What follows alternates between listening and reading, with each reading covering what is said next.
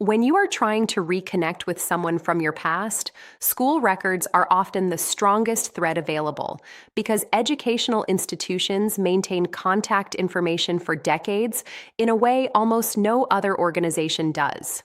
Start with the Alumni Association rather than the school office.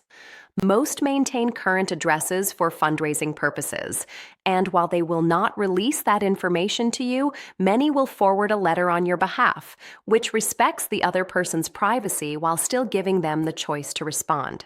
That forwarding service is the single most effective tool most people never think to use.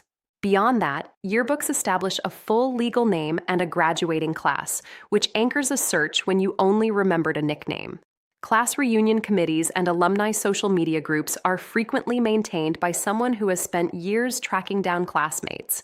Where those paths run out, a professional locate can work from a confirmed name and graduation year. If reconnecting matters to you, please like this video and subscribe so others can find it. Order your search at peoplelocatorskiptracing.com.